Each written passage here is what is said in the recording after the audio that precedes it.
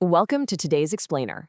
We're diving headfirst into a comprehensive, data-driven due diligence report on ARES management, fresh off their Q1 2026 earnings. Look, whether you're actively tracking this massive explosion in private credit, or you're just evaluating alternative asset managers for your own portfolio, ARES is an absolutely fascinating case study right now. I mean, they are navigating the shifting macroeconomic landscape armed with sheer, massive scale and a highly strategic playbook. Let's get right into it. So here's our blueprint for today. We're going to cover the company overview, dig into their financial health, look at valuation and peers, check out growth and dividends, and then finally, we'll tackle the risks and what's known as the exit bottleneck. All right, starting right off with Section 1, Company Overview and the Business Model. To start, we really have to establish exactly how this financial giant operates. ARES is a literal titan in the alternative investment space. We are talking about $644 billion in assets under management. That's spread across credit, private equity, real estate, and infrastructure. And right now, they are aggressively capitalizing on this absolute boom in private credit. Basically, as traditional banks pull back, mostly because of mounting regulatory pressures, ARES is stepping right up. They're becoming the go-to lender for middle market businesses. Just to put that into perspective for you, over the last 25 years, U.S. private credit has contracted exactly 1 time. Meanwhile, the traditional banking sector, that's contracted 8 times over the same period. And this whole dynamic is perfectly summed up by their CEO, Michael Arruiti. He recently highlighted this massive, really significant rebound in private market activity. This is coming right off the back of a period plagued by valuation mismatches and those elevated interest rates we've all been dealing with. Because of that, investors are really starting to consolidate their relationships. They're flocking to these massive scale managers like ARES simply because these are the guys who can consistently deliver across totally different strategies and, more importantly, different economic cycles. Okay, let's move on to Section 2 and look at the actual data. How does this momentum translate into their Q1 2026 financial health? The sheer scale of their top and bottom line expansion here is just striking. Total revenues surged to $1.4 billion, and their management fees, which, by the way, are the highly predictable lifeblood of a business like this, jumped to nearly $1 billion. But the absolute standout metric, their net income effectively tripled year over year. It vaulted from $47.2 million up to $142.6 million. That is some serious momentum. On top of that, they are sitting on a staggering $150 billion in uninvested dry powder, just waiting to be deployed. And get this, $100 billion of that is concentrated right inside their credit division. Think about what that means. In a market where a lot of competitors might literally be starving for liquidity, ARES has the ultimate firepower. They can step in and originate disciplined loans on incredibly attractive terms because they have the cash ready to go. Now hold on, because we do have to contextualize this a bit. When we look under the hood at their capital efficiency, we actually see a negative 6.99% economic spread. That's the difference between their return on invested capital and their weighted average cost of capital. So what does this actually mean for us? Basically, on balance, it means they're currently deploying capital at rates slightly below what their debt and equity holders actually require. It's kind of a drag, a headwind to long-term value creation if they don't manage to improve those operating returns over time. So while that $150 billion in dry powder is awesome, this negative spread is absolutely a key metric you'll want to monitor as they start putting all that money to work.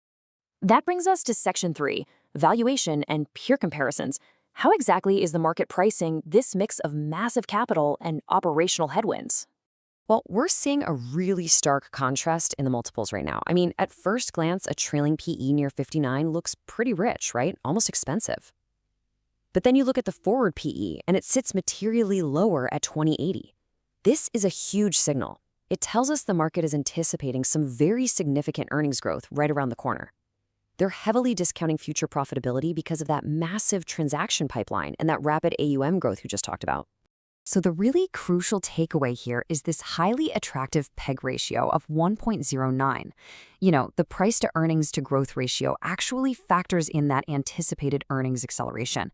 And at a 1.09 PEG, their growth-adjusted valuation actually looks incredibly compelling. It strongly suggests that, right now, the market is paying a very reasonable price for all that embedded earnings growth that's baked into those future estimates. Now, let's anchor this in the broader industry context. Let's see how ARES stacks up against some of its heavy-hitting peers. You've got Apollo, who's aggressively targeting retail channels to hit $21 billion in generated capital by 2029. Then you've got KKR, racing toward a frankly mind-bending $1 trillion in AUM by 2030. But right alongside them, ARES has these fee-related earnings, or FRE, targets that stand incredibly strong. They're aiming for 16 to 20% or even more in annual organic growth. What I love about this is they aren't just out there chasing pure size for the sake of it. They are intensely focused on high-margin, reliable fee growth. Let's keep moving. Section 4, growth, momentum, and dividends. Let's look at where that future growth is actually coming from and how it rewards shareholders. Good news for income investors. They just declared a quarterly dividend of $1.35 per share. Guys, that is a massive 20% year-over-year increase. It brings their dividend yield up to a very attractive 3.9%. And in the alternative asset management space, this kind of consistent growing capital return framework is highly, highly prized by investors who want the best of both worlds, growth and reliable income. Of course, this dividend growth doesn't just happen in a vacuum, right?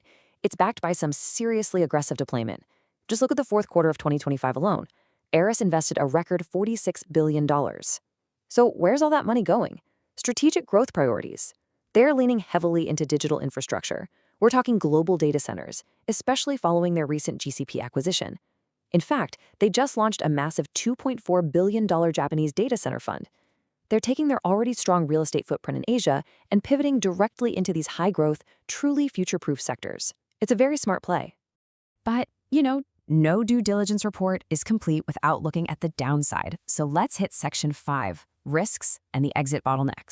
To understand the risk here, I want you to think of their revenue like a giant iceberg. The visible parts, those highly stable management fees we talked about earlier, that sits securely right above the surface. It's super predictable, based purely on total AUM.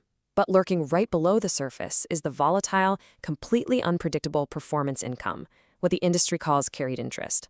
This income is tied entirely to them actually realizing gains on their underlying investments. So when times are good and deals are flowing, it drives massive earnings beats. But when cashing out gets delayed, well, it creates some pretty severe earnings volatility. And that brings us to a really critical dynamic that's plaguing the whole industry right now, the exit bottleneck.